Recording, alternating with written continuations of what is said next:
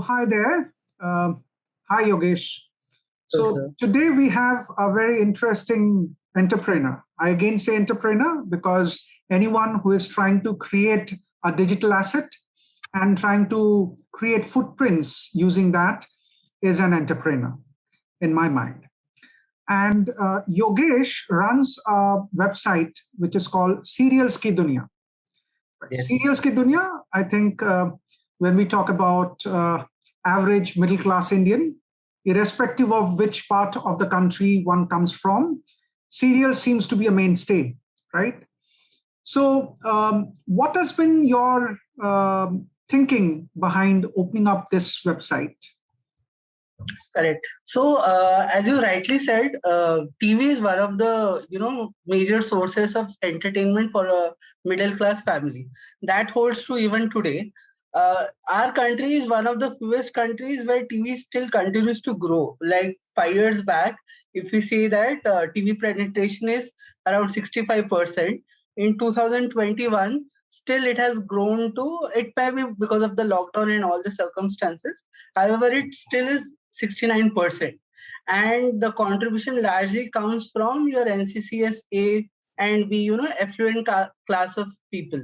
Right. So the TV is just not today a medium for, middle class families, but also, and for affluent class of families as well, because it has become a part of, like our dining table. Like when we have dinners, we'll watch TV together, Mhm. or if it is on Sundays, we'll watch it together because we don't want to go out, something like that. So and movies, so you have to just pay a ticket. I have to spend 120 rupees. I have to decide out of the 5 movies. I have to make a decision making. Unlike TV is free of cost for me, for the marginal amount that I pay to cable or DTH. So Right. clearly it is the biggest source of entertainment for the middle as well as affluent class of families today. But I can understand that. But my question is, do they really review sites before they would like to watch a particular serial, or is it something which I would be following my peers? Why should I be doing a web search? What's been your research on this? Correct. So it is not unlike movies where if there is one Salman Khan movie releasing or some other movie, 5 movies are releasing today. So now I will first go to a newspaper and read what is the story. I'll understand the reviews from someone who uploads review videos on YouTube. Unlike that, TV doesn't work like that. For example, like TV is accessible to me. I don't have, first of all, have to pay for a particular show. So it is free of cost. I can still sample. If I don't like, I can just walk away, right? So first of all, that peer review or review wala understanding and then making a decision is not a part of TV viewing culture. So it is more of how basically, for example, if I am a channel ka fan, let us say I'm a Star Plus fan or a Sony TV fan, and of a particular genre, like let us say I'm a housewife who has a kid of going to a third and fifth standard class, then I watch a particular type of show. I watch series, let us say, or I watch non-fiction, let us say. So then if the same kind of show again comes, then there is a probability that I will watch similar kind of show again. And if I don't like, I will just maybe not continue again. So the creating chatter using this website or any other platform is more of, first the aim is to grow the engagement. The fans that you have on the channel, make them watch this new show, or people who have just walked away from your channel, basically who are lapsers, target them with this new show. Or the third is basically who are already engaged, keep their engagement alive. It is more of that, because then unlike movies where it is a one time marketing effort. If people don't like, they won't come back, and then your movie becomes flop. Whereas shows, you can change the story after 1 month. I can have a different Sure. campaign. But So then in that context, I'm sure the serial makers and the channel owners continuously keep tracking them, right?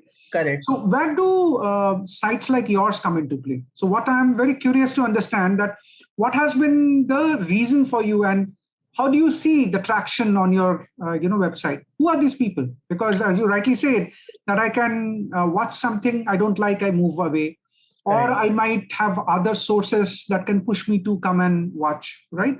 So Correct. where does Serials Ki Dunya come into play? So basically, through our not just this Google Analytics research, but even the other sources that we usually have seen, basically, in this last 5 years, when the OTT culture has evolved, people, let us say 100 people watch the same show on Hotstar, or let us say Voot or Z5. Almost like 50% of them also watch on TV. So, unlike our expectation, where we feel that digital viewers are completely different viewers and there is no intersection between TV viewers and the OTT viewers. So Mhm. it's not like that, right? So basically, this only tells us, this is the learning that we have got, that it helps us to realize that today people are just not interested in looking at one episode on TV and then moving, with their household work. They are more interested in knowing the bites, what is the actor doing, their life, etc., etc. And therefore, if they like a particular show, they, which is actually a brand. Let us say I like a particular show like Ye Rishta, which is running for 10 years. Then Mhm. I like the brand. So then whatever is related to that brand, I will search and I will follow and remain engaged on the OTT platform itself. It can be based upon YouTube or Hotstar or anything, Instagram, pictures, actors ka life story, or the coming up whatever, something like that.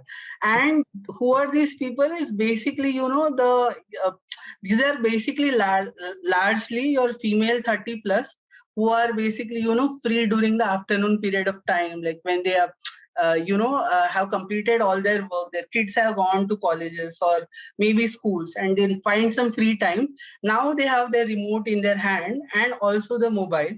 So basically they will watch all these stories, all these bites and all. 2 o'clock they will watch Saas Bahu Sadish to understand what is going to happen in next 2 weeks, next 4 weeks and all. And basically, that is the main source of entertainment for them. They feel like the protagonist whose story is running is actually me.